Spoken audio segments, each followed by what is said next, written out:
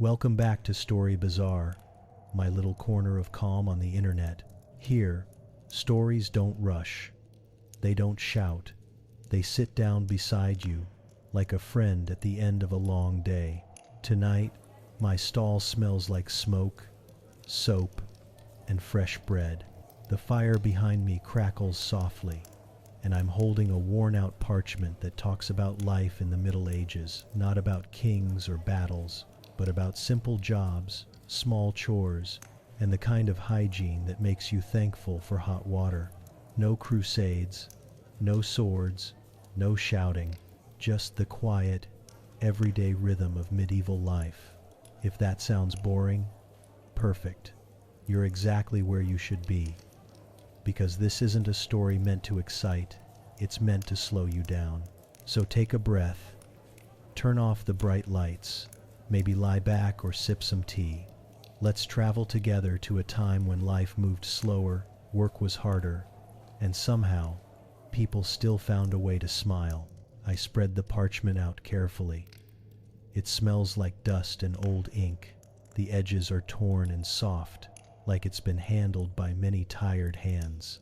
It's not about famous people. It's a list of things someone did in one ordinary week: baking, washing, fixing a roof. And that's what I love about it. Most of the time, when people talk about history, they tell the stories of rulers and warriors. But the world wasn't built by them alone. It was built by bakers who woke up before dawn, by weavers who worked until their eyes hurt, by farmers who prayed for rain and hoped for a good harvest. Their stories didn't make it into books, but they mattered. When I imagine those lives, I don't see a museum. I see a small village waking up to the smell of firewood and bread. I hear the soft clang of iron from the blacksmith's hut. I see women carrying buckets of water, children chasing chickens, and a sleepy cat stretched out on a warm wall. That's the kind of history I love, the quiet kind. The kind that feels real. I remember when I first started reading about the Middle Ages. I expected stories about castles and wars, but what I found were details that made me smile. Notes from tired scribes complaining about cold ink, letters about bread prices going up, even a man fined for losing his sheep and then fined again when it wandered home. That's the part of history that feels alive. It's not about glory. It's about getting through the day. So tonight, that's where we're going, to the daily life of ordinary people who lived, worked, and rested under candlelight. If you listen closely, you might already hear it, the sound of the fire, a gentle rain outside, the soft hum of the past still moving somewhere in the background. The people back then didn't have much, but they had a rhythm. Wake up with the sun, work until it sets, eat what you can, sleep while the world is quiet. And when I think about it, that rhythm isn't so different from ours. We still wake, work, and hope the day goes well. We still get tired, still search for small comforts. Maybe we have phones instead of parchment, screens instead of candles, but the feeling is the same. That's why these stories matter. They remind us that humans have always been the same: curious, restless, hungry, hopeful. I take another look at the parchment. The ink has faded, but the words still whisper through time. Bake, wash, weave, mend. Nothing fancy, just life. If you're new here, welcome. This channel is for quiet thinkers, night owls, and anyone who wants to rest with a story instead of noise. If you enjoy this calm kind of history, you can subscribe and join this small family of listeners who like to drift between past and present together. And if you've been here before, thank you. Your comments and your time keep this bazaar alive. Now, let's open the scroll a little wider. Tonight's journey isn't long, but it's full of small moments that made up a whole world. We'll start with the jobs: blacksmiths, bakers, shepherds, weavers, each with their own sound, their own smell, their own kind of peace. Then we'll walk into the bathhouses and talk about hygiene. how people kept clean with soap made from ashes and herbs, and how bath time was often more social than sanitary.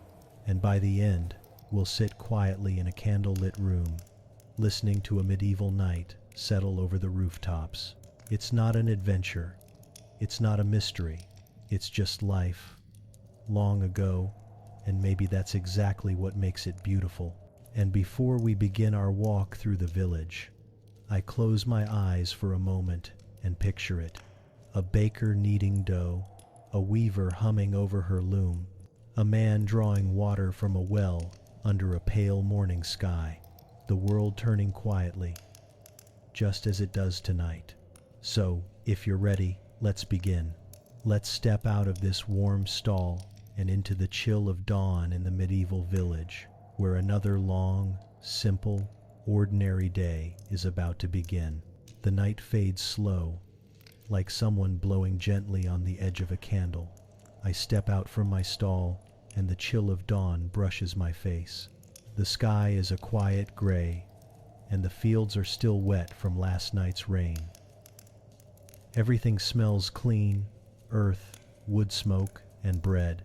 The village is already awake, not all at once, but in pieces. Somewhere down the path, a rooster decides it has something important to say. A dog answers back. A cartwheel creaks over mud.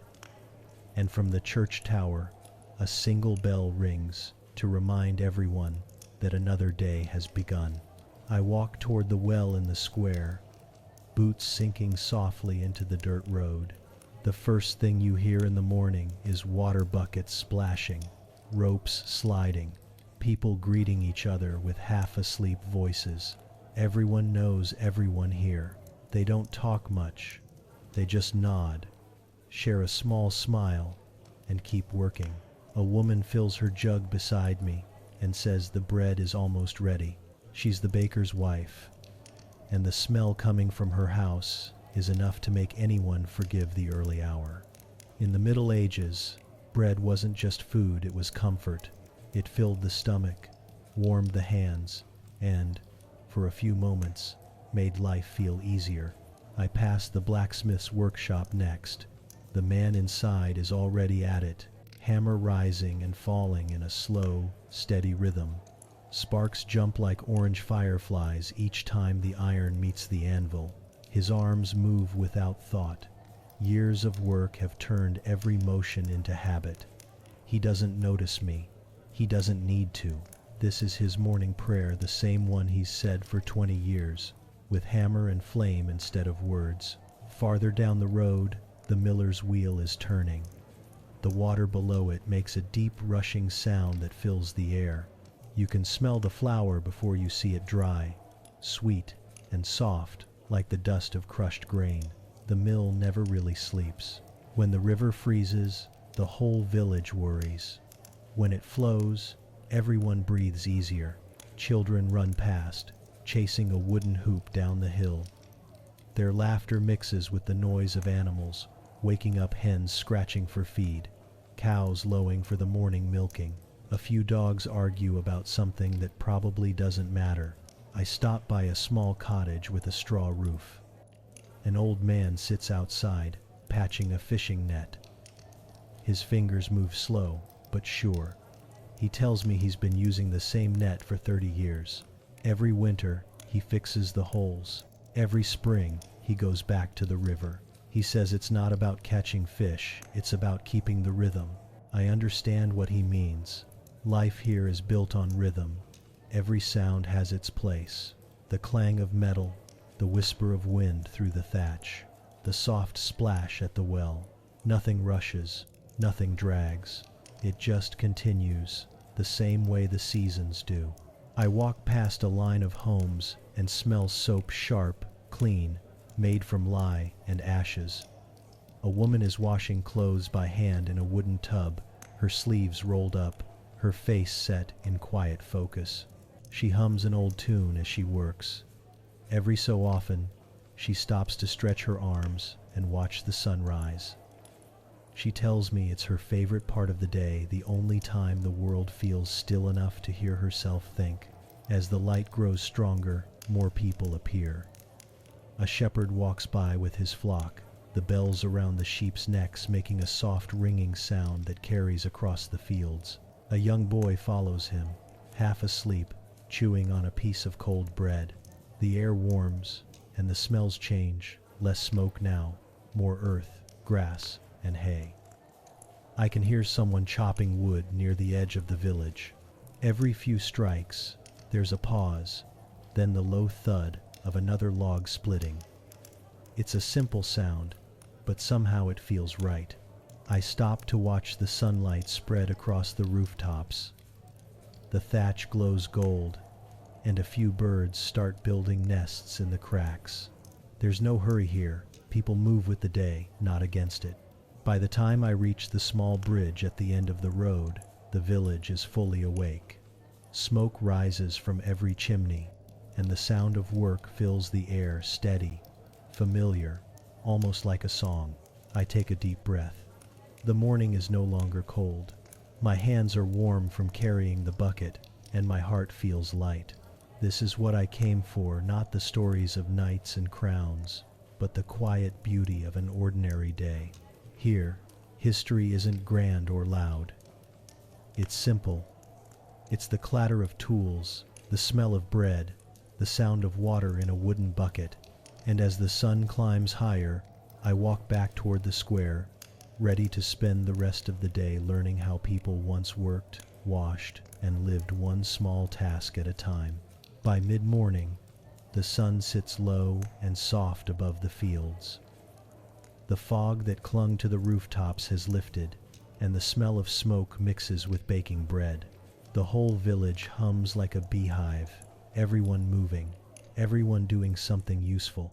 I walk past the blacksmith's forge again. The door is open now, and the air inside glows orange. The blacksmith's hammer hits the iron with steady rhythm, clang, hiss, clang. He dips the hot metal into a bucket of water, and a burst of steam fills the air. He doesn't wear gloves or goggles, just a thick leather apron that's seen better days. His arms are scarred, but steady. Every strike shapes tools. The village depends on horseshoes, nails, hinges, knives, and farming blades. Back then, a good blacksmith was as important as a doctor. If he stopped working, the whole village stopped with him. Gates wouldn't close, carts would fall apart, and the harvest tools would dull. I ask how he keeps up, and he smiles, saying the fire never really goes out, it only rests at night. Across the path, the sound of spinning wheels takes over. The weaver's house is small, but the doorway is open, and I can see her at work. Long strands of wool stretch from wall to wall, and her fingers move quickly through the threads. The loom creaks in time with her breath, forward, back, forward again. Wool was the lifeline of most medieval villages. Every home had something to do with it, spinning, weaving, dyeing, or selling. The weaver tells me that in good years, her fabric travels all the way to the next town for trade. In bad years, she keeps it for her own family, sewing until the daylight runs out. She works quietly, pausing only to reach for a spool or push a loose strand back in place. Her dye pots rest by the wall, the water stained with shades of brown, blue, and green. Most of it comes from plants woad for blue, walnut shells for brown, and onion skins for yellow. She tells me red is the hardest color to get and the most expensive. Only nobles wear red, she says, and nobles don't live here. I step outside again and hear the sound of the mill by the stream. The water wheel turns slow and strong, feeding the grinding stones inside. The miller leans on a wooden beam, white flour dusting his hair and clothes. He says the river is his heartbeat, too much rain and it floods, too little and it stops turning. The mill keeps the village fed. Every family brings their grain here to be ground into flour, and the miller keeps a small share as payment. Some call it fair, others call it robbery, but no one argues for long. They need him too much. I watch as a young man carries a sack of barley to the door. The miller greets him by name. Everyone here knows each other's families, their habits, their debts. In a world without banks, trust is the only currency that matters. The sound of livestock comes next, bleating, snorting, the thud of hooves against dirt. A farmer walks by with 2 oxen pulling a cart full of hay. He nods at me and wipes sweat from his brow. The cart creaks under the weight, but the animals move at their own patient pace. He tells me he's been up since before sunrise. The fields don't wait for anyone, he says, tightening the ropes. Most medieval farmers owned small plots, not much bigger than a backyard today. They worked the land by hand or with animals, growing oats, barley, and vegetables depending on the season. The tools were simple wooden plows tipped with iron, sickles, and scythes. Hard work from morning to night, just to have enough to eat. Still, there's a pride in his voice when he talks about his crops. When the ground gives back what you planted, he says, it feels like a gift. I pass by the edge of the fields and see a few children bent over, pulling weeds. Their laughter carries across the grass. One of them waves when he spots me, hands covered in dirt, eyes bright. Childhood here isn't idle, it's part of the work. By 10, most children already help with chores. They fetch water, gather firewood, or watch the animals. It's not easy, but it's normal. Near the square, a woman stands behind a small stall selling eggs and butter. She waves as I approach and tells me she started early, churning butter while it was still dark. Her arms ache, but she smiles anyway. She says it's good money, people always need butter, even if they can't afford anything else. I ask her if life here ever changes. She laughs. Only the seasons, she says. Summer is too hot, winter too cold, and spring's a muddy mess. But people don't change much. We just keep going. Her words linger with me as I walk on. That's what strikes me most about this time, the sense of routine. Everyone knows their place and what they have to do. There's comfort in that, even if it's hard. The smell of cooking fills the air now, grains boiling, bread cooling, meat roasting somewhere. Smoke rises from chimneys, curling lazily toward the sky. Dogs bark at nothing, and someone calls out across the lane, asking to borrow a bucket. I find a quiet spot by the well and sit for a while, just listening. The sounds blend together until it feels like one single voice, the village itself, alive and breathing. In the distance, I hear the church bell again. It's not a call to pray, not yet. It's a reminder of time. Every few hours, it rings to mark the pace of the day. No clocks, no alarms, just sound.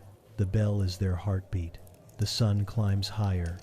Shadows grow shorter. Everyone is deep in their work now. The baker brings out his fresh loaves. The blacksmith cools his tools. And the weaver hangs a new piece of cloth by the window to dry. I take a deep breath and let the warmth sink in. This is how a medieval day begins, not with noise or rush, but with purpose. Everyone doing their part, quietly keeping life turning. And as I walk back toward the market square, I realize something simple but true. There's nothing small about ordinary work. It's what builds everything else. The smell of bread pulls me down the narrow path before I even realize where I'm going. It's the kind of smell that wraps around you, warm, toasty, and a little sweet, drifting through the air like an invitation. The baker's house stands near the center of the village, close enough for everyone to find him and far enough from the hay barns so the heat from his oven doesn't start any fires. A small sign above the door reads only one word: Baker. As if it needs any more explanation. I step inside, and the warmth hits me right away. The air is thick with heat, and the walls glow faintly from the oven's fire. The baker stands near the hearth, sleeves rolled up, arms coated in flour. He doesn't look up when I enter. His hands are busy pressing dough into smooth, round shapes, one after another, never stopping. He tells me he's been awake since before dawn. Bakers always start early. The first loaves have to be ready before the village wakes. The bread they make here isn't fancy. No butter or sugar, no golden crusts or soft centers. Just flour, water, yeast, and salt. Simple, honest, enough to feed a family for the day. He pushes one loaf into the oven with a wooden paddle, then another, then another. The oven is a giant clay dome built right into the wall. It's shared by a few families. Most people don't have one of their own. In many villages, only the baker was allowed to use the public oven. The rest paid a small fee to bake their dough inside it, a kind of oven tax. I ask if it's true that bread could show what kind of person you were back then. He nods, smiling. You can tell a lot from someone's loaf, he says. He's right. In medieval times, bread wasn't just food, it was a quiet social marker. The rich ate soft white loaves made from fine wheat flour, smooth and pale. The poor made darker bread from barley, rye, or oats, heavy, coarse, and filling. But no matter the color or texture, bread was life. People ate it with every meal, dipped it in broth, soaked it in ale, or used it to clean the last bits of stew from a bowl. The baker opens the oven door, and a wave of heat rolls out. I can feel it on my face, like the breath of a dragon that's too tired to be scary. He uses a long wooden stick to shift the loaves around. The fire pops and cracks, throwing orange light across his face. He talks as he works, his voice calm and slow, like he's used to thinking with his hands. Bread's a simple thing, he says, but if you ruin it, the whole village knows. And he's right again. Baking was more than just a job, it was a responsibility. If the bread went bad, if it was underbaked or too heavy, people noticed. Everyone depended on the baker to keep them fed, especially in winter when food ran low. I watch him pull out the first batch. The crusts are golden and split open, steam curling up into the air. The smell is almost enough to make you forget anything bad that's ever happened. He sets one loaf on a wooden table to cool and tears a small piece off the end. He hands it to me without saying anything. It's still hot. I take a bite. The outside crackles, and the inside is soft and chewy. It tastes simple, earthy, warm, real. He laughs when he sees my face. First bite of the day always feels like a blessing, he says.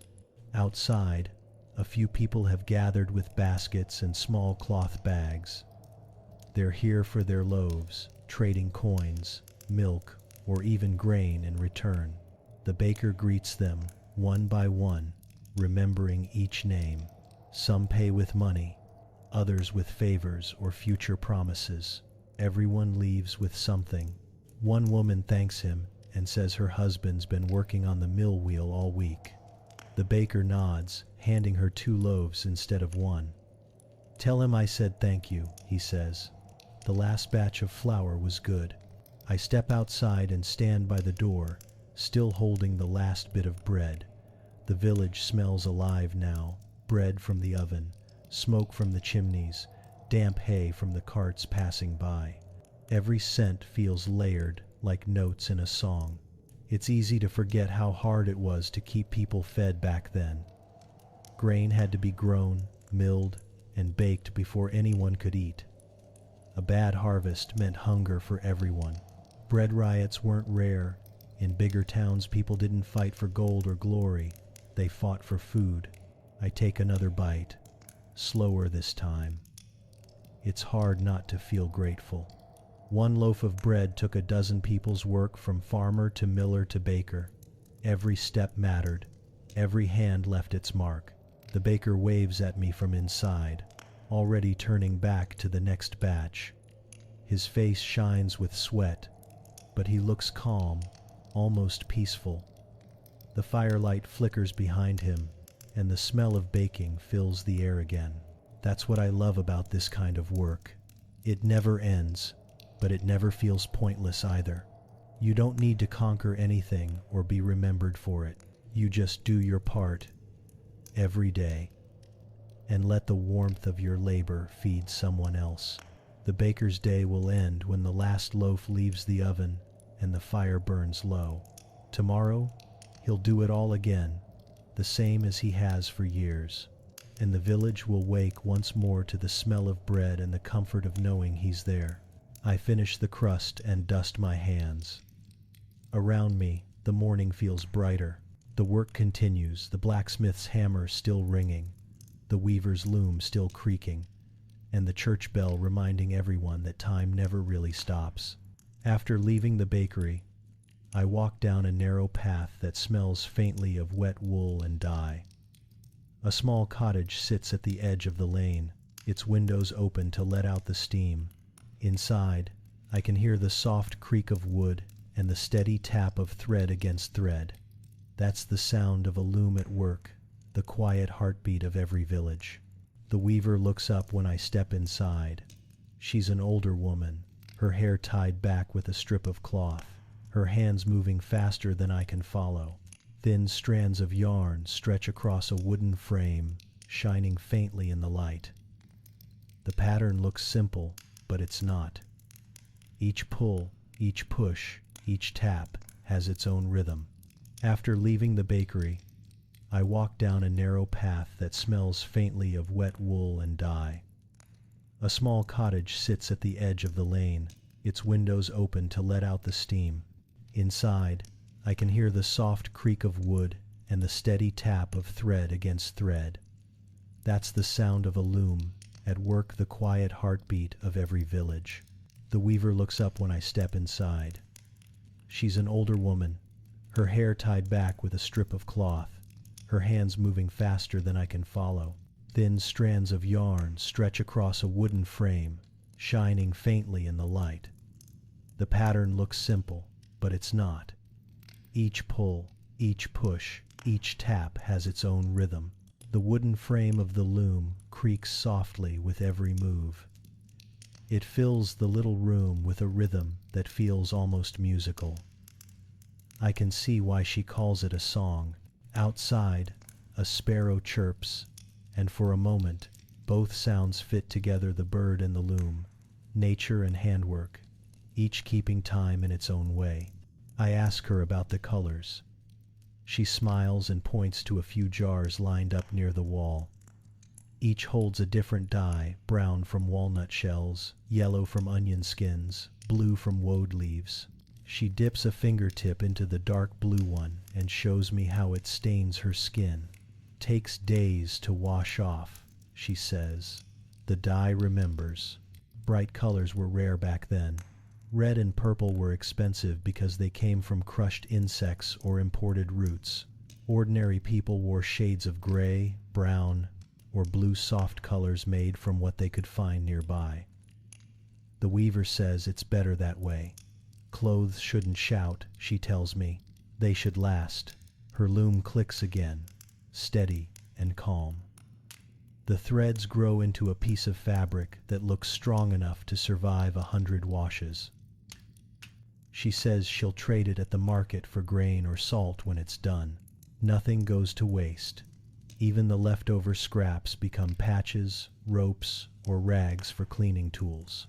A small girl sits in the corner, winding yarn around a spindle. Her feet barely touch the floor, but her hands know what to do. She hums while she works, copying the rhythm of the loom without thinking. The weaver glances at her now and then, smiling quietly.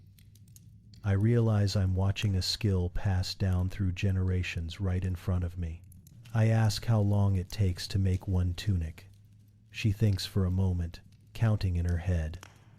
If I start at sunrise and don't stop much, maybe 3 days, she says. 4 if the yarn tangles. She laughs softly, like that's just how life is. Outside the window, laundry flaps on a line S. Imple shirts, work trousers, and rough cloaks. They're not perfect, but they're clean, and that's enough. Each one came from someone like her, someone who turned raw wool into warmth with nothing more than patience and a wooden frame. When the weaver finally stops, she leans back and wipes her hands on her apron. The half-finished cloth shines faintly in the light, its edges rough but promising. She offers me a cup of water, and we sit together for a minute in comfortable silence. The loom rests, the air smells of warm wool, and the world outside feels slow. She says she likes this part of the day best, when the morning rush is over and the house is full of small sounds. A kettle boiling, the girls' soft humming, the steady drip of rain from the roof. It feels alive, she says. Not busy, just alive. I thank her and step back outside. The lane is brighter now, the sun high enough to light the fields. I can still hear the loom clicking faintly behind me, steady as a heartbeat. As I walk away, I think about how much time hides inside simple things. One piece of cloth, one loaf of bread, one wooden spoon, each took days or weeks of someone's life. The more I learn about this world, the more I see that nothing came easy. But maybe that's why everything mattered. The wind picks up and carries the smell of dye and smoke through the air. The village hums on blacksmith hammering, miller grinding, shepherd calling to his sheep. All these little sounds weaving together, just like the threads on the loom. I keep walking, following the sound of running water. Somewhere ahead, I know there's a bathhouse by the stream, a place where soap, steam, and gossip mix together. And after a long morning of work, I think I've earned a visit there. The path bends toward the river, where the sound of running water grows louder with every step. The air feels cooler here, fresh and damp, carrying the faint smell of herbs and soap. I follow it to a small wooden building sitting by the water's edge, a bathhouse, built from logs, patched with straw, and warm from the steam inside. It's not fancy, but it's inviting. The door is open, and mist rolls out like the breath of a sleeping dragon. Inside, the light is dim, filtered through cloth hung over the windows. The fire that heats the water crackles quietly in the corner, and the room smells of mint, lavender, and smoke. People often imagine the Middle Ages as dirty and smelly, but that's not the full story. Yes, bathing wasn't as common as it is today, but most folks did wash, just not every day, and not always with soap. Clean water took effort to get, and soap itself wasn't cheap. Still, many villages had small public baths like this one, where people came to soak, talk, and forget their worries for a little while. I step inside and sit near the edge of a wooden tub. The water ripples faintly, cloudy with bits of herbs floating on top. A man sitting across from me nods and says the herbs help keep the skin soft and the smell pleasant. The washerwoman grows them behind her house, he adds proudly, like it's a local secret. The soap they use here is homemade, a mix of animal fat, ash, and lye. It doesn't look nice or smell sweet, but it gets the job done. When rubbed on the skin, it foams just a little, leaving behind a clean, earthy scent. Some add crushed flowers or rosemary to make it smell better, though that's more for those who can afford it. A woman pours hot water from a bucket into one of the tubs, the steam rising like a fog. She laughs softly as she works, saying that everyone comes here for the warmth more than the washing. It's not just about being clean, she says. It's about feeling alive again. She's right. The bathhouse is the heart of the village on colder days. People come to rest their backs, trade stories, or hear the latest gossip. It's one of the few places where men and women sometimes bathe at different hours, but everyone still hears about everyone else. The bathhouse, she says with a grin, knows all the secrets and keeps none of them. I dip my hands in the warm water and watch the ripples move. The heat sinks into my skin, and the smell of mint fills my lungs. It's easy to imagine how much comfort this must bring to people who work from sunrise to sunset. For a few coins, they get warmth, calm, and a brief escape from dirt and dust. Back then, people cared deeply about cleanliness of spirit as much as cleanliness of body. The church often reminded them that water was pure and washing was a sign of respect for oneself and for God. On holy days, some villages would open their bathhouses for free, letting everyone come in before services. Still, not everyone bathed here. Some washed at home, using buckets and cloths, especially if they lived far from the center of the village.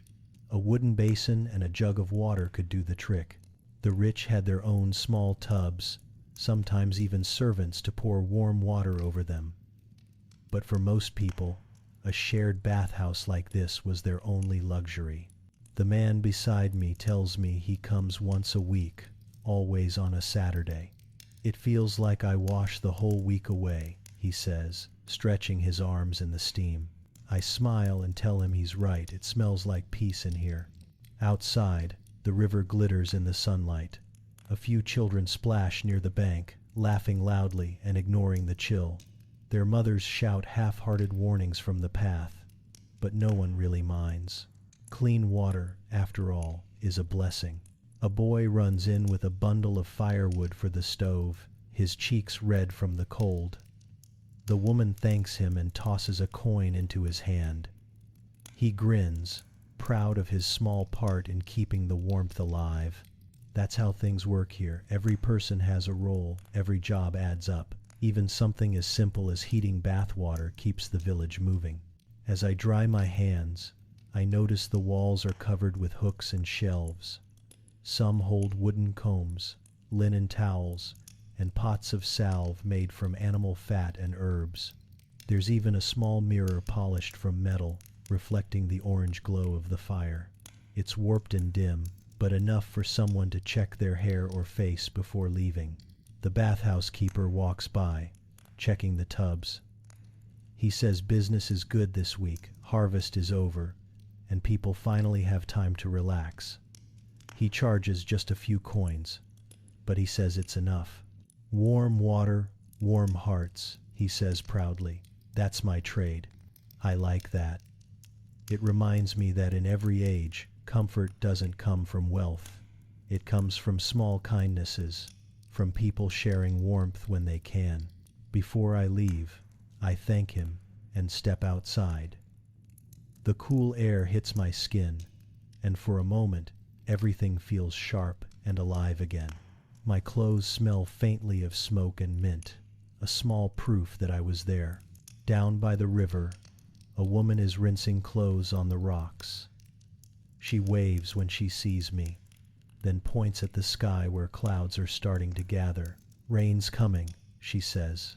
Good for washing. I smile and nod. In her voice, I can hear the same tone as the bathhouse keeper, a quiet pride in simple work. Clean water, clean clothes, clean hands, nothing fancy. Just the basics that make life bearable. As I walk back toward the village, the air cools and the first drops of rain begin to fall. The smell of soap lingers faintly in the wind, mixing with wet grass and wood smoke.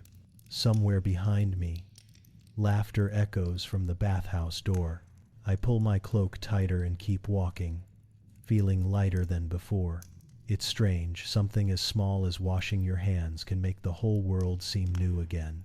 And as the rain begins to fall in earnest, I think of all the people heading home, refreshed, clean, ready to face another week of work. For now, the village smells of soap, fire, and rain, a clean kind of peace that only lasts until the next day's chores begin.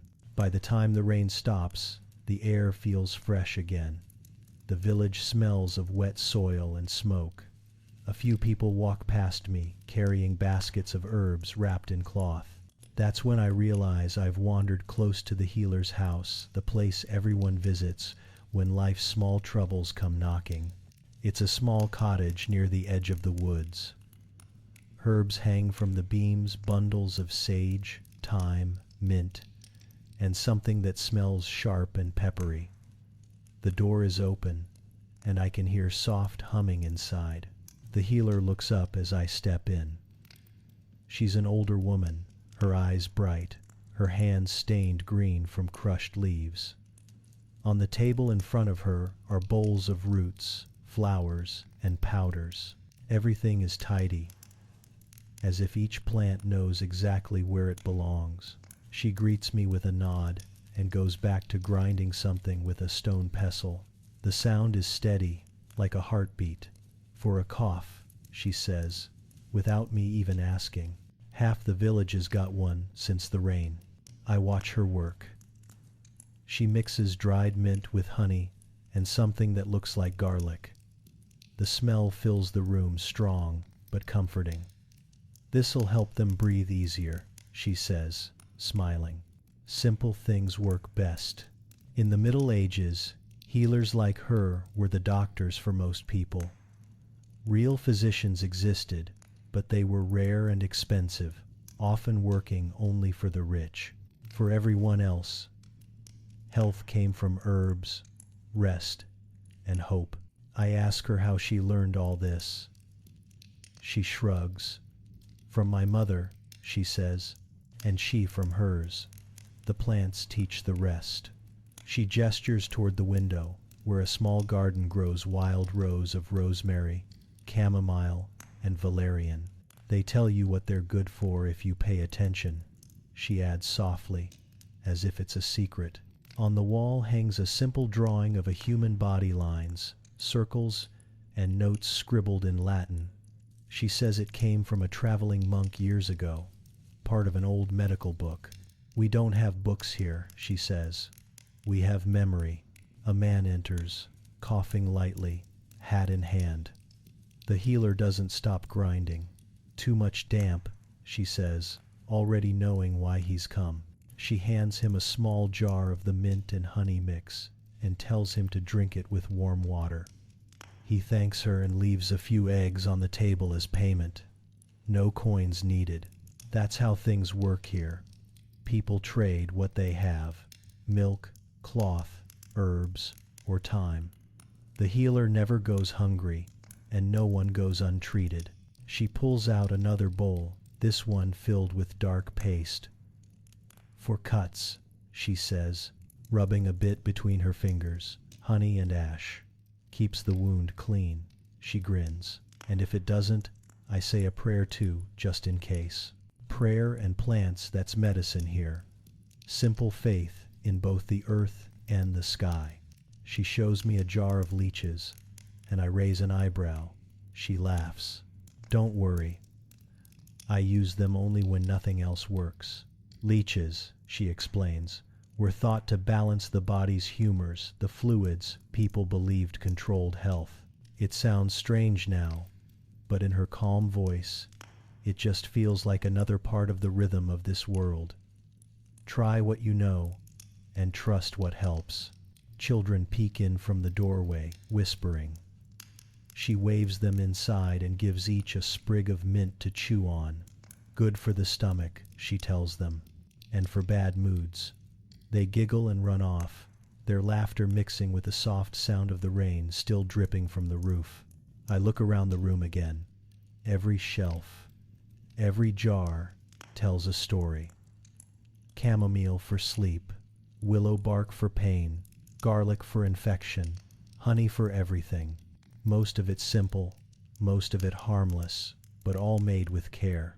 She says people come here for more than medicine. Sometimes they just need someone to listen. A kind word can cure more than a potion, she says. But a little mint tea doesn't hurt.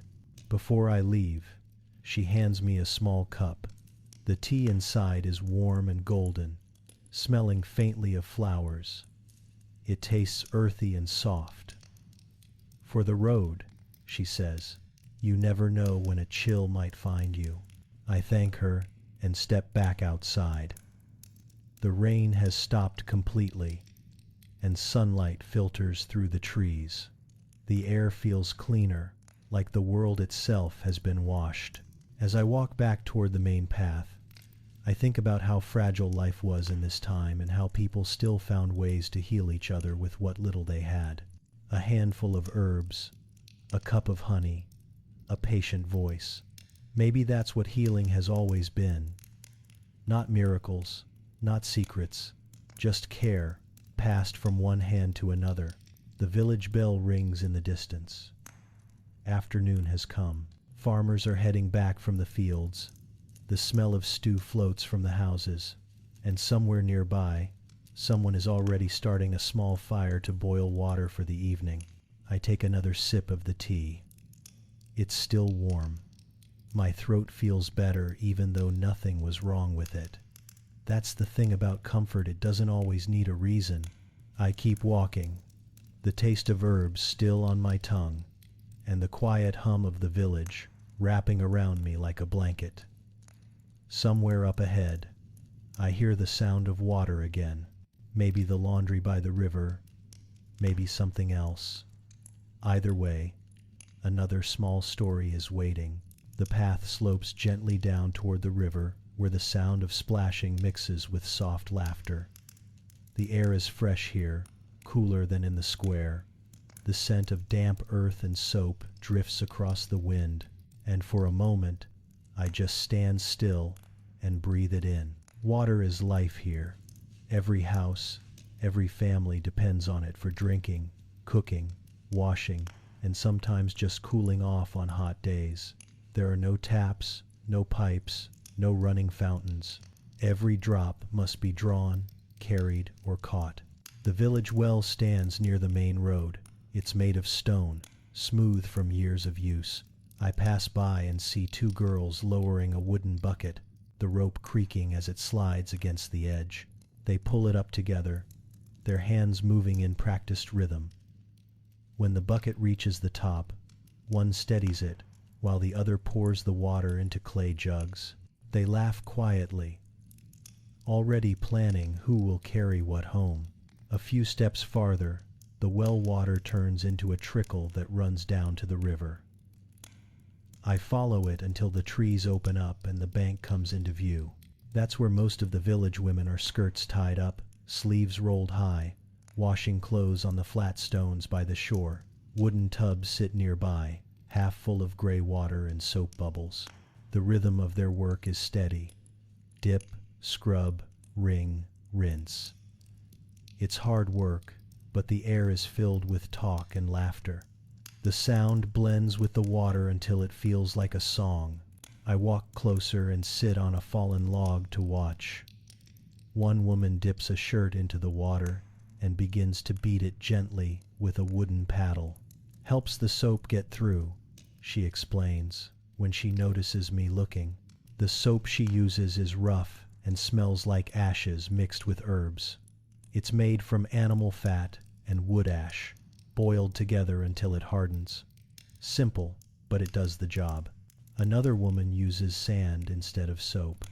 She says it scrubs the dirt away when the water's too cold for bubbles.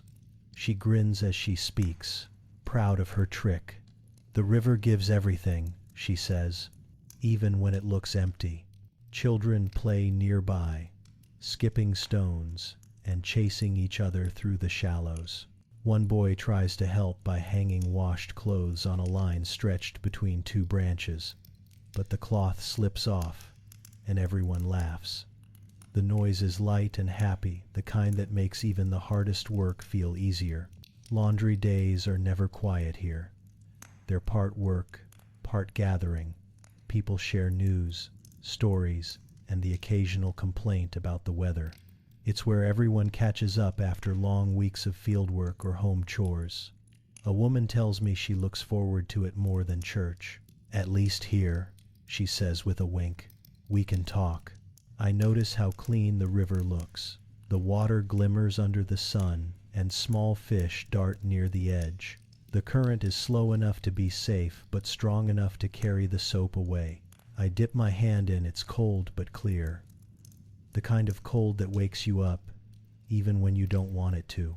Beside me, An older woman sits mending a piece of cloth while she waits for her daughter to finish rinsing. Her fingers move quickly, the needle flashing in the light. She tells me the shirt she's fixing has already been patched 3 times. "Still good," she says proudly. "Why throw away what can be saved? That's how it is with everything here, nothing wasted, everything reused." Water from washing dishes becomes water for soaking clothes. Ashes from the fire become soap. Even the frayed edges of linen turn into rags for cleaning tools. A young girl approaches with a small jug and fills it carefully from the river. She tells me it's for cooking. "We'll let it settle before boiling," she says, repeating what her mother taught her. Good water makes good stew. She skips away, leaving tiny footprints in the mud. The work continues. The women scrub and rinse, their movements steady, unhurried. Their arms glisten in the sunlight, their laughter drifting through the air.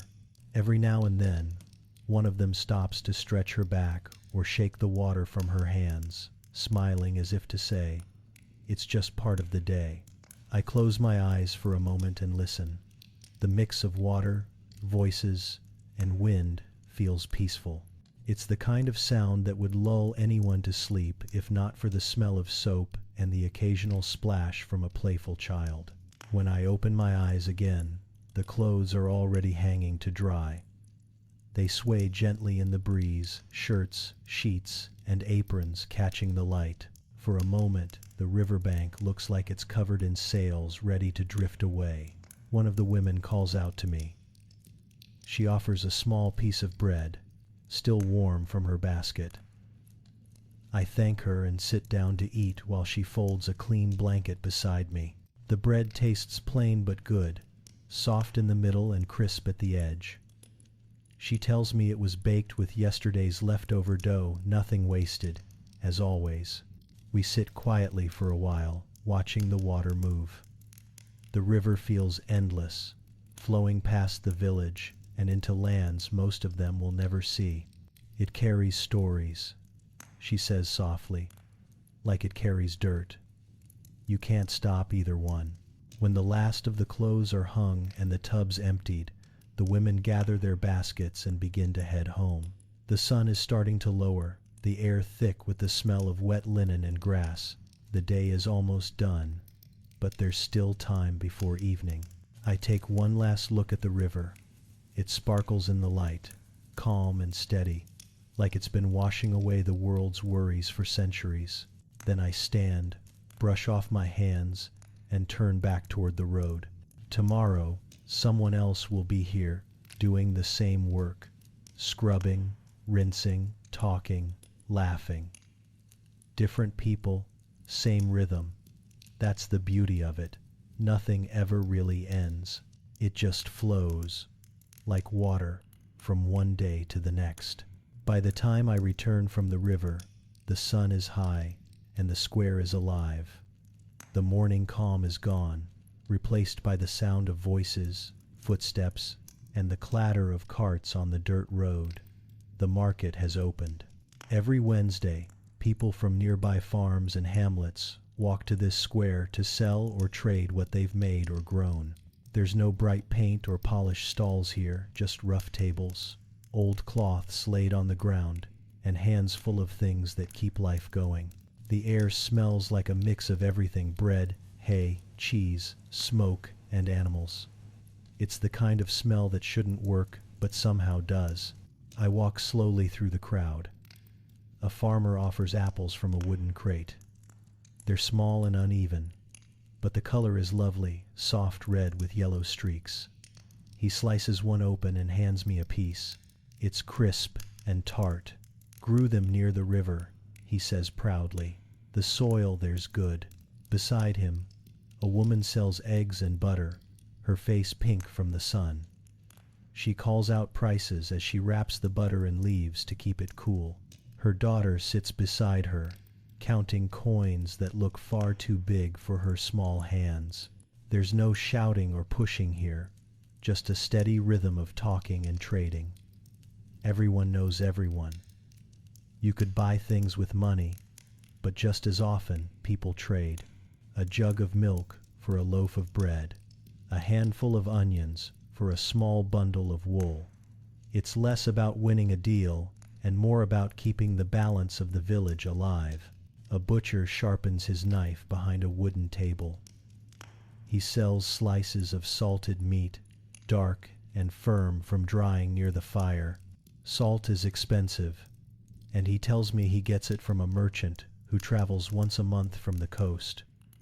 Worth every coin, he says, unless you like your dinner spoiled. Down the next row, I spot the potter's stall, a line of clay bowls and jugs that shine faintly in the light. He tells me he fires them in a small kiln behind his house, using wood from the nearby forest. Takes 2 days to bake one good pot, he says. 3 if the weather's bad. He turns one in his hands and grins. The trick is not to rush the fire. Everywhere I turn, there's something to see. Woven baskets stacked like towers, small piles of herbs tied with string, jars of honey so golden they look like captured sunlight. Bees are precious here, and honey is used for almost everything, sweetening ale, healing wounds, or just making bad bread taste better. Near the edge of the market, a traveling merchant has set up a bright tent. His clothes are cleaner than most, his smile too practiced. He sells spices, tiny amounts packed in folded paper, pepper, cinnamon, even saffron, each worth more than gold by weight. He tells stories about where they come from, distant lands beyond the sea. The crowd listens, half believing, half dreaming. A man beside me mutters that he once bought pepper that turned out to be burnt seeds. I laugh, and he shrugs. At least it smelled good, he says. Not far away, a fiddler begins to play. His instrument is old, his song simple, but it fills the air like sunlight. A few children start to dance in the dust, spinning in small circles while their parents smile and pretend not to watch. The tune drifts over the market, making everything feel lighter. I stop by a small table covered with linen cloths. A woman is selling candles, pale and uneven, but smelling sweet, made from beeswax and tallow. She explains that people light them carefully, each one has to last. Some families save them for church or winter evenings when the days are short and the dark comes early. As she talks, I notice her hands rough, strong, and covered in tiny burns. Worth it, she says, rubbing her palms together. The light always is. The market is more than a place to buy and sell. It's where the whole village gathers to trade, to talk, to be seen. News travels faster here than anywhere else. You can learn who's getting married, whose cow is sick, and what the weather might bring. You can also tell when something's gone wrong just by the silence around a stall. I see the miller talking to the baker, pointing toward a sack of flour that looks a little too small for its price. The baker frowns but says nothing. A quiet argument, the kind that will stretch across the week until both forget what started it. 2 boys chase each other around a cart, nearly knocking over a barrel of fish. The fishmonger yells after them, then laughs when one slips and lands in the mud. Even the small mishaps seem part of the day's rhythm. I find a shady corner and sit for a while, watching it all. The market has a heartbeat of its own. Voices rise and fall, coins clink, shoes scuff against stone. Everyone is busy, but no one seems hurried. There's work to do, yes, but also time to breathe, to talk, to smile. That's the secret of these markets. They're not just about survival. They're about connection, about seeing your neighbor and knowing they're still doing okay. As the sun shifts, shadows stretch across the square. A bell rings softly from the church tower, marking noon. Some stalls begin to close for a short rest. People sit in the shade, share a drink, or nibble on bits of bread and cheese. The music fades, The crowd thins, and for a few moments, the world feels still again. I look around and realize how much life fits into this little square. Every smell, every sound, every trade tells a story about how people work together just to make it to the next day. I stand up and stretch. The market will go on until evening, but I've seen enough for now. The smell of food catches my attention again, something cooking near the baker's house, rich and warm. My stomach agrees that it's time for a break. As I walk away, the fiddler starts a new song, and the sound follows me down the road. The laughter, the shouts, the chatter, they all blend into one long hum that seems to echo even after I turn the corner. That's the thing about villages like this, the noise never really stops. It just fades until morning, when the next market day begins, and the world fills up again with the sound of people living. The smell of food follows me long before I see the house. It's rich and earthy, the kind that wraps around you and makes you forget how tired you are. Somewhere close, a pot is bubbling, and someone is stirring it slowly, carefully, as if each turn of the spoon could decide how the day will taste. I follow the scent to a small cottage near the end of the road. Smoke curls lazily from the chimney, and through the doorway I can see the glow of a hearth fire, the heart of every medieval home. It's not large, just a stone fireplace set into the wall, but it does everything.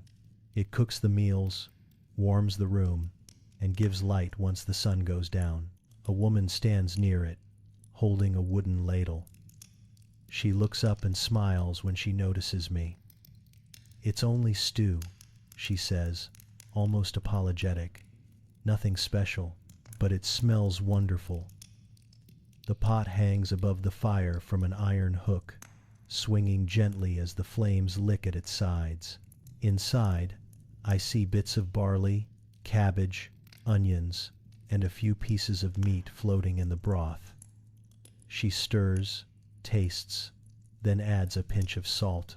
In the Middle Ages, this was the kind of meal most people ate: simple pottage, a thick stew that could stretch to feed a family. Whatever was available went in: grains, beans, vegetables from the garden, and sometimes a small cut of bacon or fish for flavor. Meat was a treat, not a habit. She offers me a bowl and a rough piece of bread to go with it. The bread's crust is firm, but the inside is soft and warm.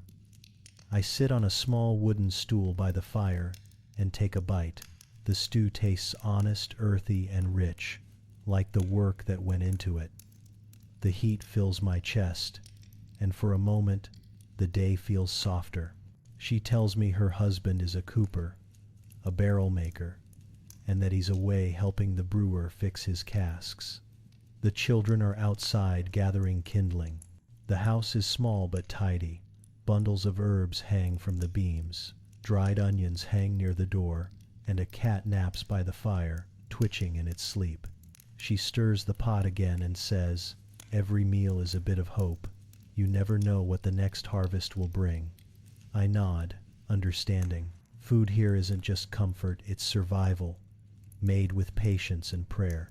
On the shelf above the hearth, I notice a few simple tools: wooden spoons, clay bowls, a small iron pan blackened by years of use. There's no silverware here. People eat with wooden spoons, knives, or even their hands. The dishes are humble, but each one carries a story. Some are gifts, others are inherited, and all are treated with quiet care. She ladles more stew into a bowl and sets it aside. "For the neighbors," she says, "their boy's been ill. In this village, no one goes hungry alone. When food is scarce, people share what they can. When someone's sick, the healer brings herbs, and the rest bring warmth." I ask her if she ever gets tired of cooking the same thing every day. She laughs softly. "You can't get tired of what keeps you alive," she says, "but I do dream of spices now and then." Spices were rare here. Pepper, cinnamon, and saffron were treasures from faraway lands. too costly for most people. Salt was easier to get, but still valuable. Many meals relied on herbs grown nearby, parsley, sage, or thyme, to add flavor. She points to a pot on the shelf, filled with dried herbs from summer. "Those are my jewels," she says with a smile. The fire crackles, and she tosses in a few more pieces of wood. The flames dance along the logs, painting the walls in flickering light. I notice a small loaf of bread resting by the embers, baking slowly on a flat stone.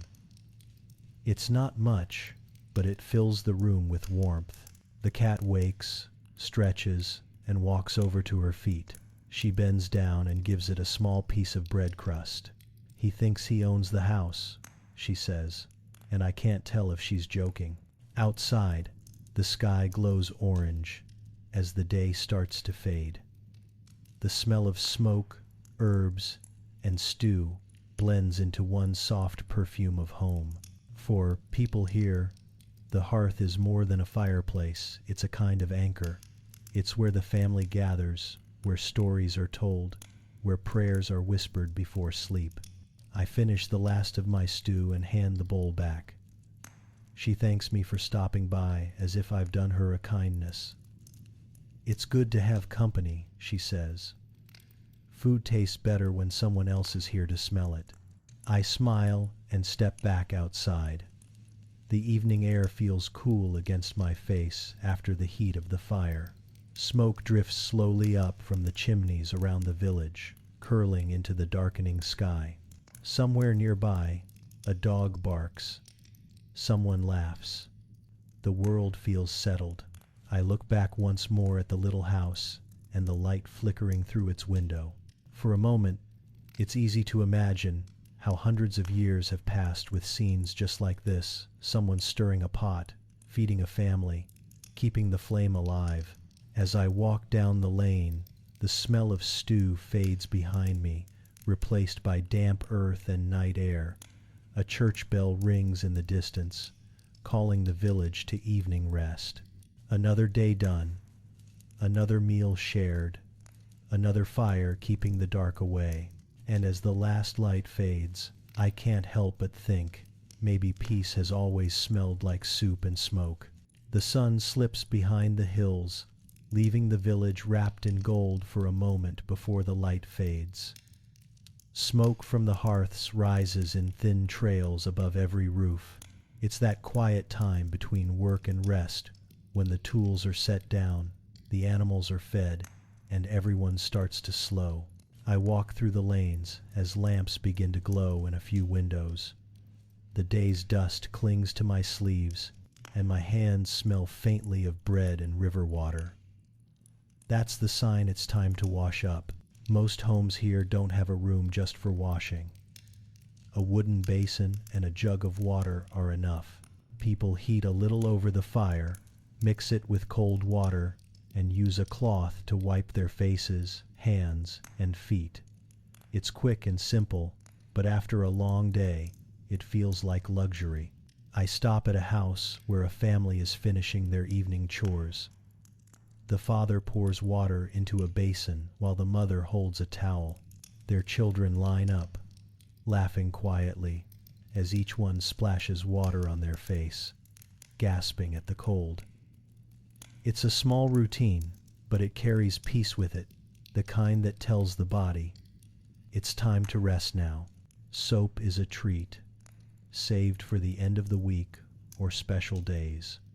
Most just use clean water, maybe a handful of herbs like lavender or rosemary for a bit of scent.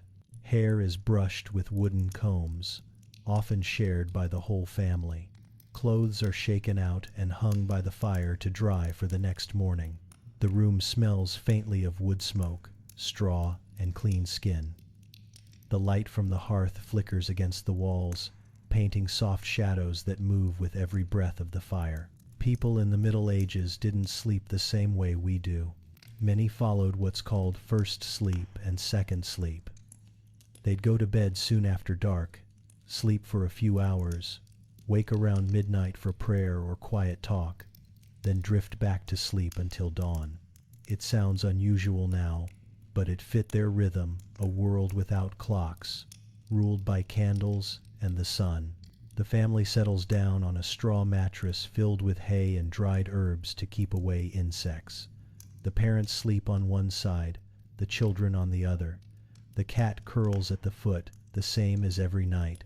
The house creaks softly as the wind moves outside, and for a moment it feels like the whole world is breathing in time with them.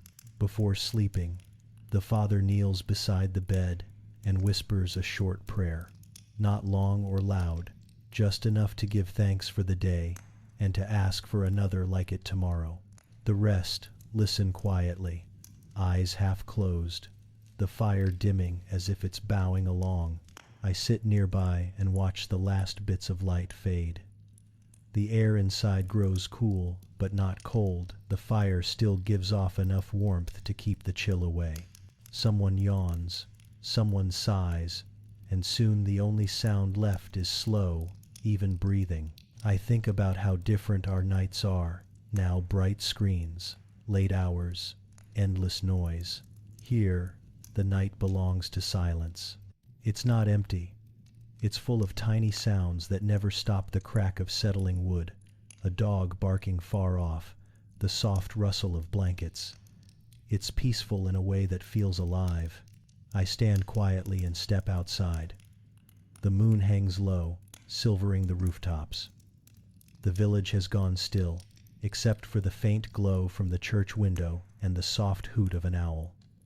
Somewhere, a baby cries once, then goes quiet. The air smells clean again, cool earth, smoke, and something sweet from the fields. I can hear the river faintly in the distance, still moving, always moving. I find a bench near the square and sit down for a while, just listening. The peace of the night seeps into my bones. The day's noise has faded, but its warmth remains. The laughter at the river, the music in the market, the fire in the baker's hearth, all of it lingers in the air like a memory that refuses to fade. And as I sit there, I understand why people here never feared the night. They trusted it. It wasn't an end, just a pause, a quiet breath between one sunrise and the next. The night settles over the village like a thick blanket, soft and slow. The last of the fires fade behind shuttered windows, and the world grows quiet enough that even the smallest sound stands out. I sit still and listen. Somewhere nearby, a door creaks, a dog shifts in its sleep, and a cartwheel clicks faintly as someone heads home late. The air carries a hint of smoke, damp earth, and the faint sweetness of hay. It's strange how alive the quiet can feel. Most families are asleep now, but the village isn't empty. A few men walk the streets carrying torches, their light flickering against the walls. They're the night watch villagers who take turns making sure the fires are out and no one's wandering where they shouldn't. Their wooden staffs tap gently on the stones as they walk, calling out the hour in low voices. Curfews are common here. When the church bell rings at sunset, it's a signal for people to stay indoors. It's not a strict law, more a habit, a way to keep everyone safe from thieves, wild animals, or simply losing their way in the dark. The only light allowed to burn outdoors is the one the guards carry. I watch as they pass by the square.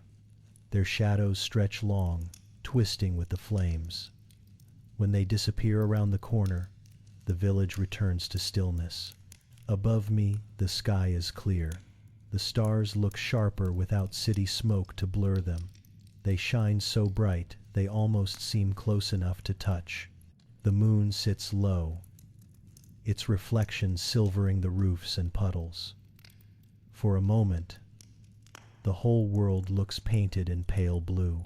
From somewhere near the fields comes the soft clang of a bell, a sheep's collar, maybe, or a farmer checking his animals one last time.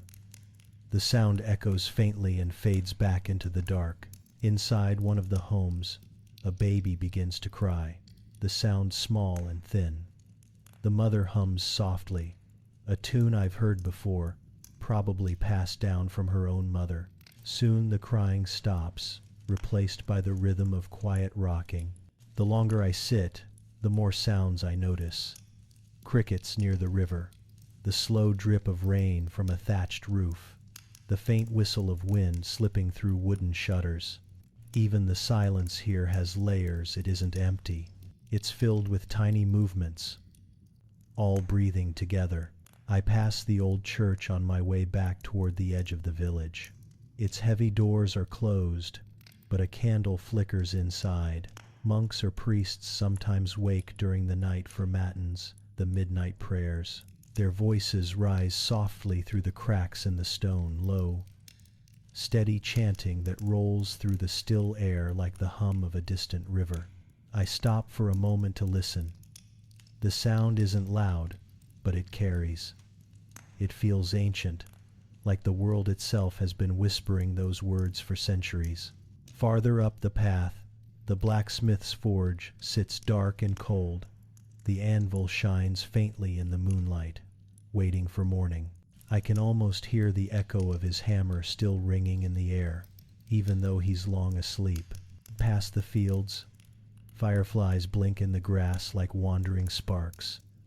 A soft breeze stirs the crops, making them sway as though the land itself is breathing. Somewhere in the woods, an owl calls once, twice, then stops. The sound rolls through the trees, calm and certain.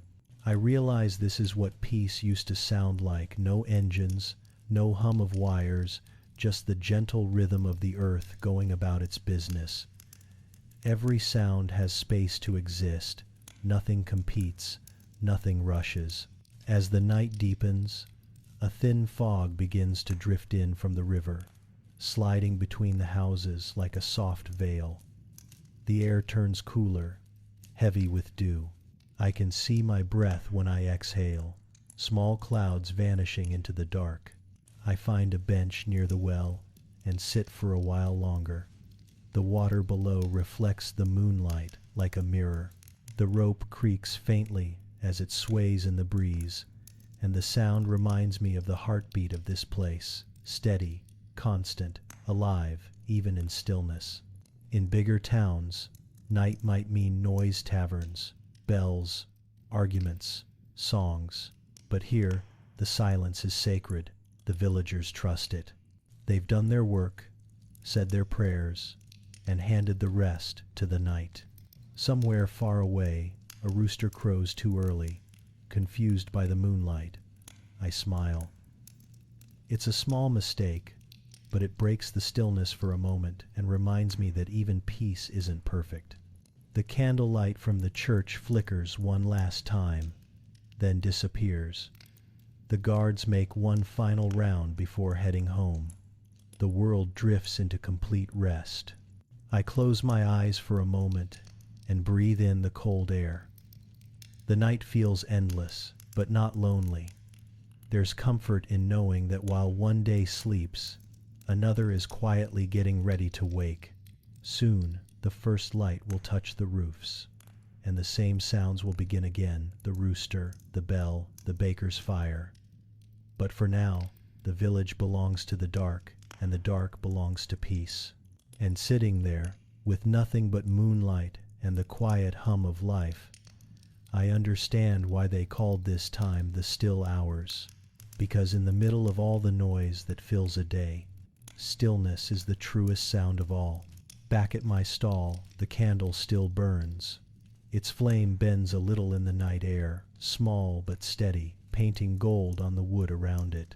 The village lies silent beyond the window, no footsteps now, no hammers or voices, just the soft crackle of the wick. I sit down and pour a bit of warm water into a cup. It tastes faintly of smoke, the kind of taste that reminds you where you've been. My hands rest on the table, rough with dust from the road, and I think about the day that's passed. It was nothing special.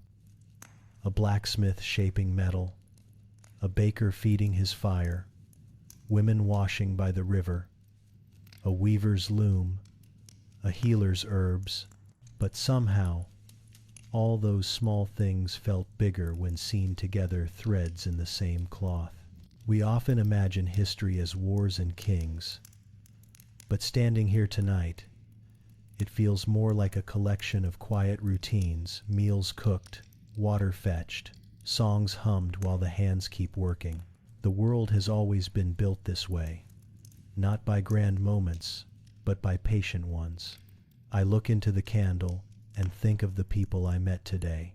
None of them rich, none famous, yet each one held a piece of meaning that fit perfectly beside the others. The blacksmith's strength, the weaver's rhythm, the baker's warmth, the healer's care.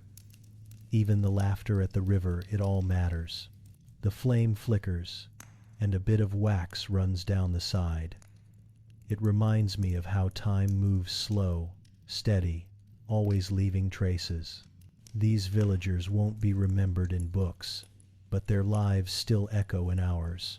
Every loaf of bread, every thread of cloth, every warm meal, at the end of a long day they're still here, just changed in shape. Sometimes I think the real comfort in history isn't learning how different people were, it's realizing how alike we still are. We still wake up tired. We still look for warmth and food and a little kindness. We still end each day hoping the next one will be gentle. The candle burns lower. Outside, the sky has turned from black to a pale silver. Somewhere, a rooster will start soon, and the whole cycle will begin again.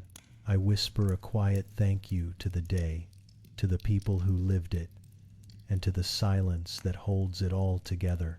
The fire in the brazier fades, and the shadows grow long. My eyelids feel heavy, and the world softens around the edges. Another day in the Middle Ages ends the same way they all must have, with a bit of warmth, a bit of thought, and the steady comfort of knowing that morning always comes.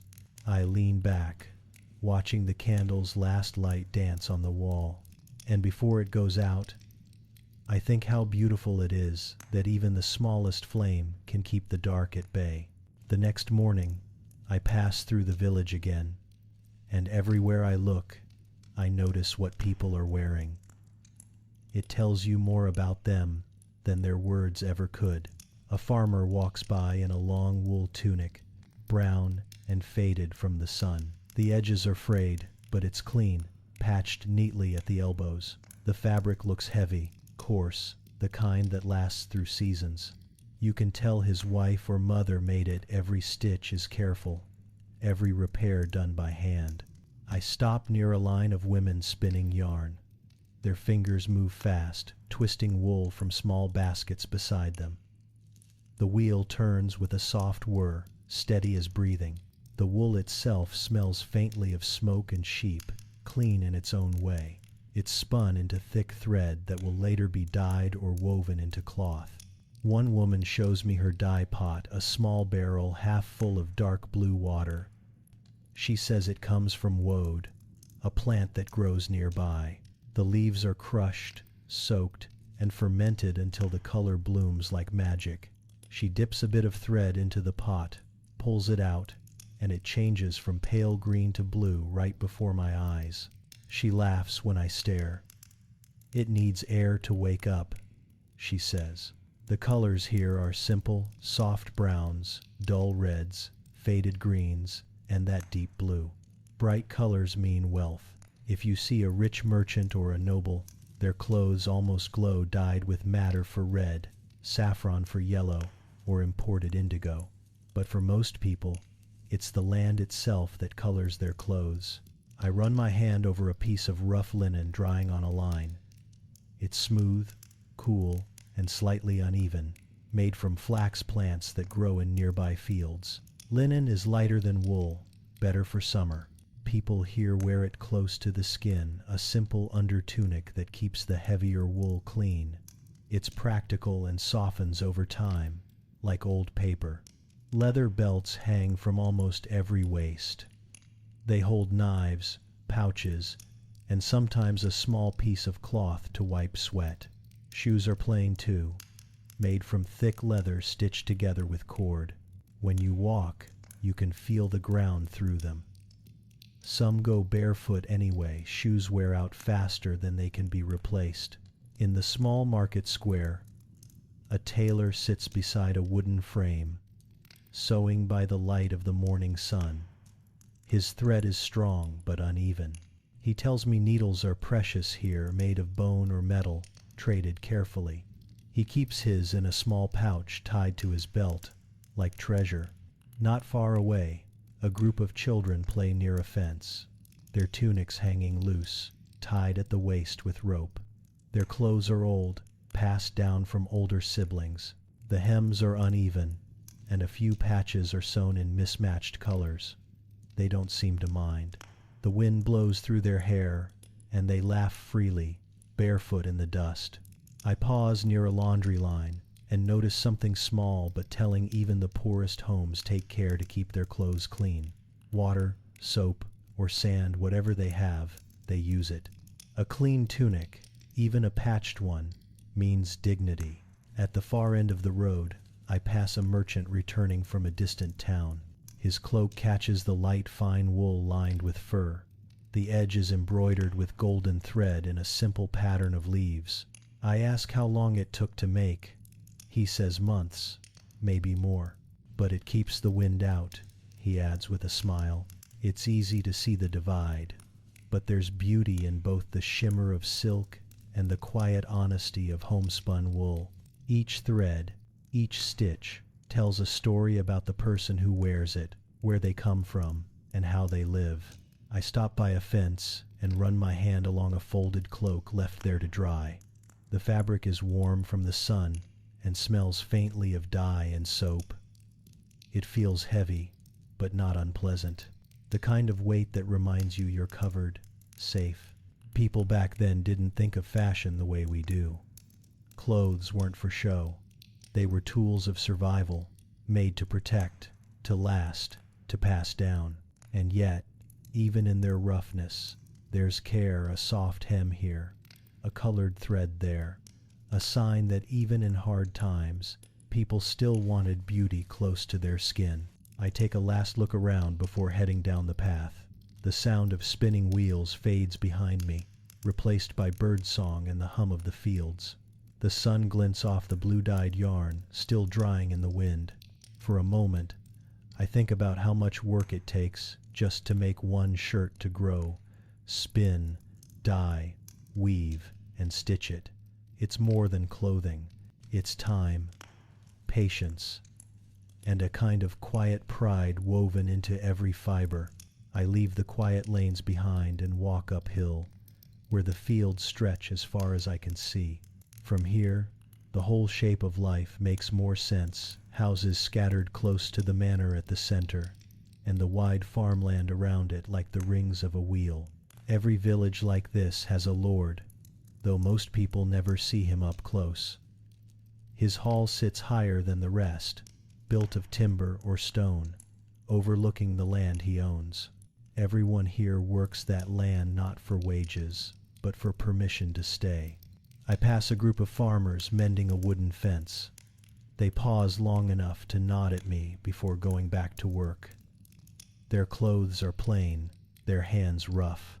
Each owes the Lord a few days of labor every week, a duty called corvée. In return, they're allowed to farm small plots of their own.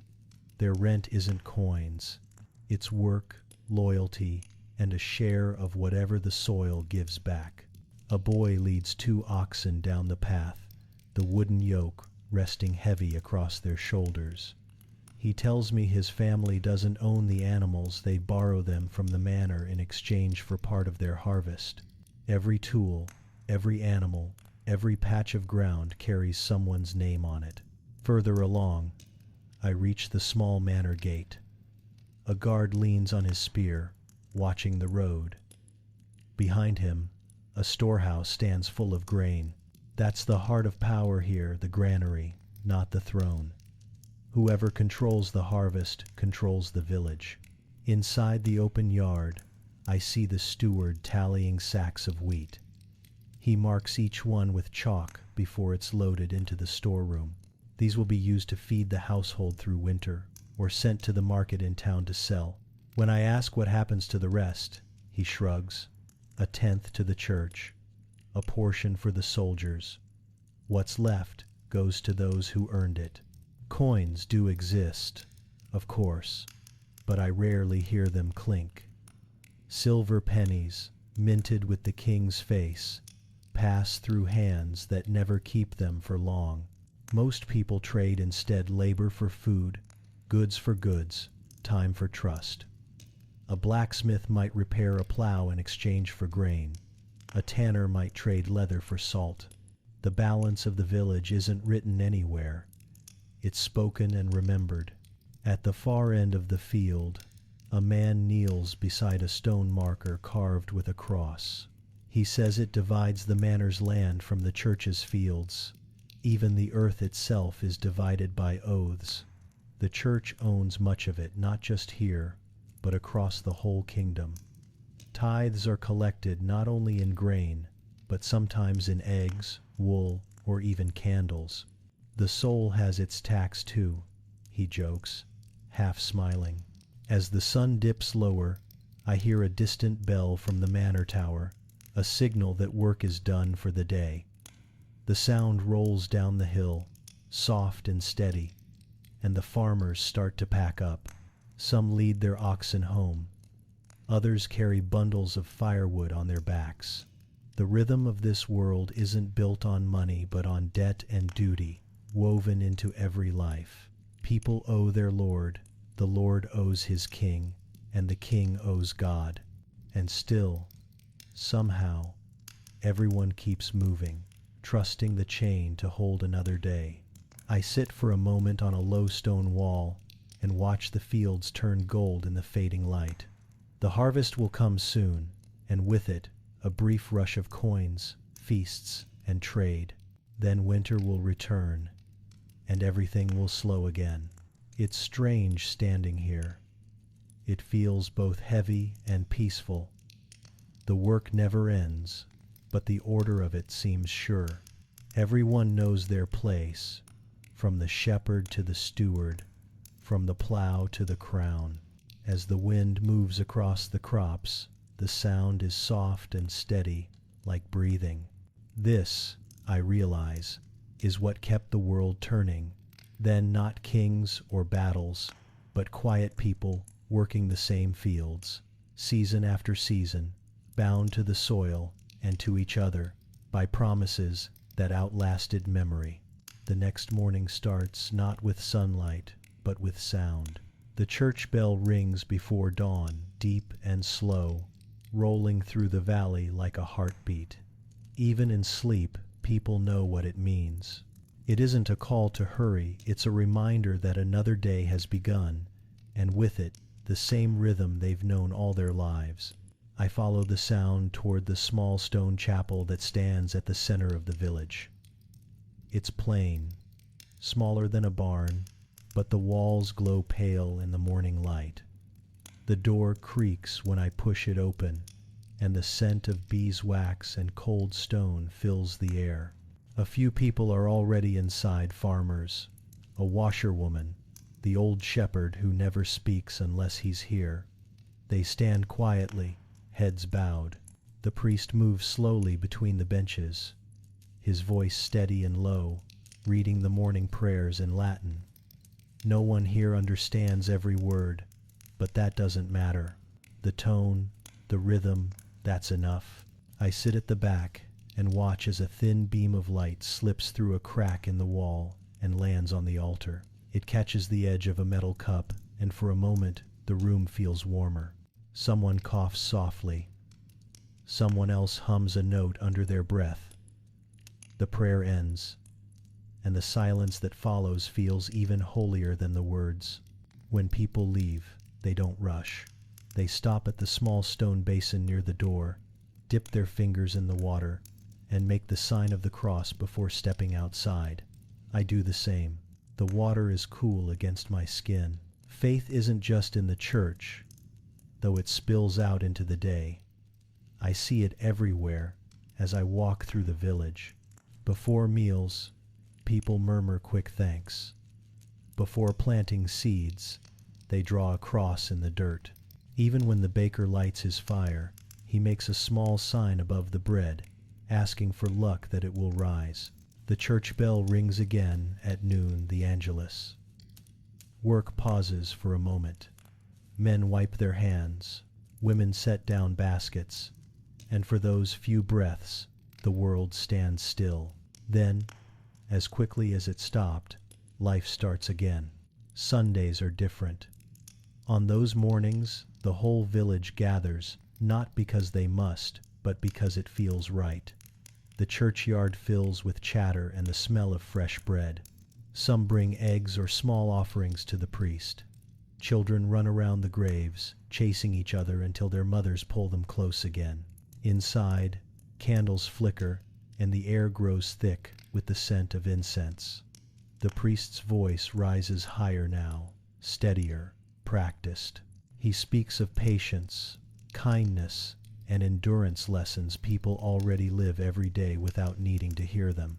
Still, they listen, because sometimes being reminded is enough. When the sermon ends, no one rushes to leave. People linger outside, talking quietly under the bell tower. News is shared, hands are shaken, and disputes are forgotten for at least a little while. Faith does what it's meant to do. It binds the village together. I walk around the back of the chapel and find a small herb garden tended by the priest himself. Mint, thyme, and marigold grow between old stones. He says they're for healing and cooking, but also for calm. Even God likes good smells, he jokes, smiling. In the distance, I can hear another bell from the next village over, faint but steady. The sound drifts across the fields like a message, a sign that every village, every small world like this one, moves to the same slow rhythm. Faith doesn't shout here. It hums softly under everything, in the sound of the bells, in the flicker of a candle, in the way people share what little they have. It's not about grand gestures. It's about knowing the sun will rise, the bell will ring, and the world will keep turning. As evening comes, I see the priest again, standing by the door as families head home. He waves to each one, saying little blessings as they pass. Rest well, he tells a mother with a tired smile.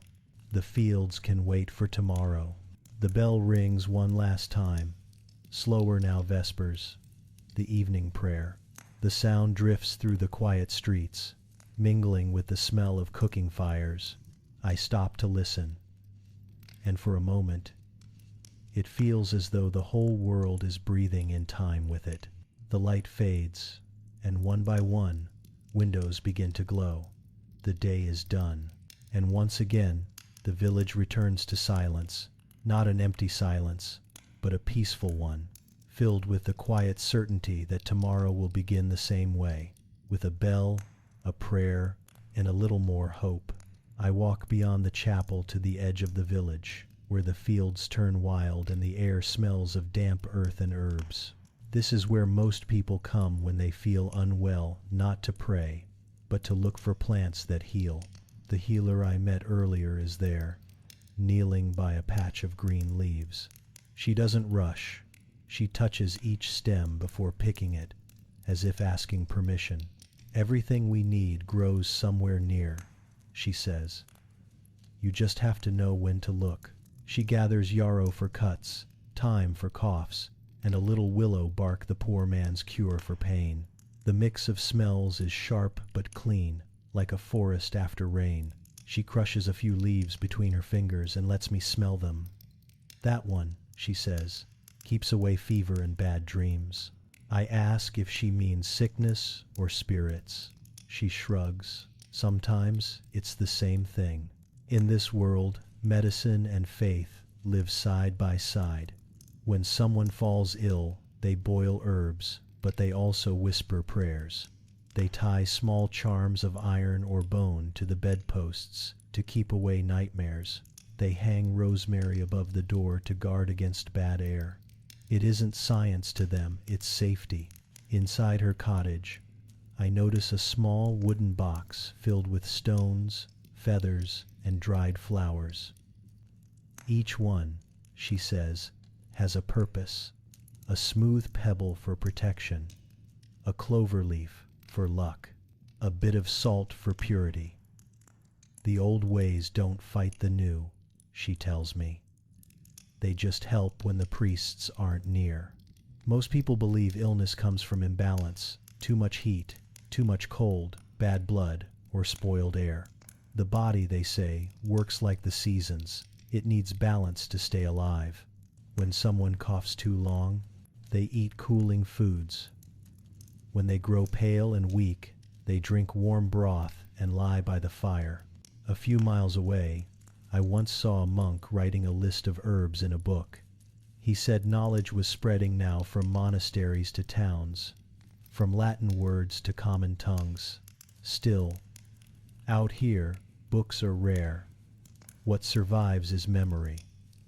A grandmother's cure for fever, a whispered rhyme for pain, a charm passed from hand to hand until no one remembers who made it first. I ask the healer if she believes in curses. She smiles faintly. I believe in fear, she says. It makes people sick faster than the cold ever could. Then she lights a bit of sage in a small clay bowl, waving the smoke through the room. The scent fills the air, woody, dry, comforting. Outside, a farmer waits with his little girl. She has a scrape on her arm. The healer washes it with warm water, dabs honey over it, and wraps it in linen. The girl doesn't cry. She watches the woman's hands with wide eyes, as if they're doing magic. Maybe, in a way, they are. As they leave, the healer places a sprig of thyme in the girl's hand. "Keep this under your pillow," she says. "It will make the bad dreams walk past your house." The father nods, grateful. I sit for a moment as the fire crackles in the hearth. The shadows of the herbs hanging from the ceiling sway softly with the draft. It's quiet here, not the kind of silence that feels empty, but the kind that feels steady. The kind that makes you believe the world will heal itself if you just give it time. When I step back outside, the sun is low again. A few villagers walk by carrying bundles of dried flowers, their colors fading in the light. Someone waves a bundle of rue over a sleeping cow to keep it from sickness. Another draws a small cross on her door with chalk. Belief, here, isn't a question of true or false. It's a way of living, a promise to hope even when you don't understand. Whether it's the herb, the prayer, or the charm that helps doesn't matter. What matters is that people keep trying, quietly, patiently, with faith in things they can't see but still feel. I follow the path back toward the village, and the air grows cooler. The scent of sage lingers on my clothes. Somewhere behind me, the healer hums a tune, and the smoke from her cottage curls up into the dusk like a prayer that doesn't need words. The longer I stay here, the more I notice that time doesn't move by hours or minutes. It moves by light, sound, and season. There are no clocks ticking in this world. Only bells, birds, and the changing sky. People know morning when the first smoke rises from the chimneys. They know noon when shadows shrink beneath their feet. And they know evening when the fields glow gold and the church bell calls them home. I walk past the same square I visited days ago, and it feels different now. The air carries a hint of cold, the leaves near the chapel have started to turn, and the smell of smoke hangs heavier. The village is shifting toward autumn, and everyone can feel it. In spring, this place wakes slowly. The soil is soft, the air damp, and every sound carries the scrape of a plow, the splash of hooves in muddy ground. Seeds are sown then, one handful at a time, with quiet prayers that the weather will be kind. People watch the sky the way we check our phones, waiting, hoping, guessing. Summer is a rush. Long days, buzzing fields, and hands that never stop moving. The hay is cut, the crops tended, the sheep sheared. Every meal tastes of work. Sweat mixes with dust, and sleep feels earned. The whole world smells of grain and sunlight. Autumn brings color deep golds, browns, and smoke. It's the season of harvest, and everything depends on it. Villagers fill their stores with barley, beans, apples, and salt. Children climb trees to shake loose the last fruit.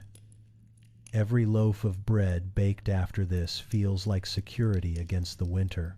And then winter comes, not as a storm but as a slow closing of doors. The days shrink, the sky grays, and the land grows still. Snow covers the fields, and the only sound left is the crack of ice or the muffled ring of a far-off bell. People stay closer to the fire then, patching tools, mending clothes, and telling stories to keep the cold away. I once asked an old man how he knows what day it is when everyone feels the same. He laughed. "You don't need to count days," he said. "You just feel them. The year is marked not by dates, but by festivals and feast days. Candlemas brings light to midwinter. Lammas celebrates the first bread from the new grain. May Day dances welcome the warmth. Each one is both work and joy moments when the whole village breathes together, reminding itself that time doesn't only take, it also gives. Even the church keeps track of time differently here. The bells don't just tell people when to pray. They tell them when to rest, when to begin, when to stop. In a world without watches, sound is time. I walk out to the edge of the fields, where stubble and frost meet. The horizon stretches wide and open. Somewhere, far away, I can see smoke from another village rising through the thin clouds, another fire, another day ending the same way. The air smells faintly of hay and ash. I crouch down, scoop a bit of dirt into my hand, and feel how cold it's become. In a few weeks, the ground will harden. But for now, it's soft, alive, waiting. There's a rhythm to it all. Plant, grow, gather, rest, and it repeats year after year. Nothing wasted, nothing hurried. Even in hardship, there's a strange peace to it. The people here may never see beyond their own hills, but they know the land like we know the back of our hands. When the wind shifts, it carries the smell of pine and something sweet, maybe wood smoke, maybe bread baking somewhere far away. I breathe it in and realize how simple the heartbeat of this world really is. Time moves slowly here, but it never stops. It rolls forward, patient and steady, carried by the same hands that turn soil, grind flour, and ring the bell. I stand for a while longer, watching the light fade. The fields turn silver under the evening sky. The year is old now, ready to sleep. Tomorrow, it will begin again, the same as it always has, quietly, faithfully, without needing to be told. The candle beside me has burned low, the wax pooled in quiet ripples around the wick. The village is silent now, the fire's out, the doors barred, the night deep. Only the sound of the wind remains, brushing through the eaves like a lullaby. I lean back in my chair at the stall, the same one that's been waiting for me since morning. My notes lie open, the parchment filled with small thoughts about the day, the smell of bread, the hum of the loom, the glow of the hearth, and the peace that comes when work and rest finally trade places. It's strange, isn't it? All we've done tonight is walk through ordinary hours, jobs, chores, meals, prayers, yet it feels like we've crossed whole lifetimes. Maybe that's because every simple act we saw, the washing, the baking, the mending, was really the shape of survival, drawn in slow, careful strokes. I glance out through the stall window. The stars have shifted again. The same sky the villagers once looked at still hangs above us, unchanged. The same moon that watched their fields now glows over our cities, centuries apart, but under the same quiet light. I pour the last of the water into a cup and take a sip. It's cool, clean, and steady, a reminder that some things never lose their calm. If you're still awake, thank you for walking this path with me through work, through water, through firelight and sleep. And if you're drifting already, that's fine too. That's what the bazaar is, for a place where stories move slow enough to rest inside. The candle flickers once more before it fades. Outside, the wind softens. The world feels lighter, slower, safe. I whisper the same words I imagine they whispered before sleeping long ago. The fire is low, the house is warm, and tomorrow will take care of itself. So rest now. Let the noise of the day fall away. The stall will still be here when you wake, waiting with another quiet story. Good night, traveler. Sleep well, and may your dreams be gentle.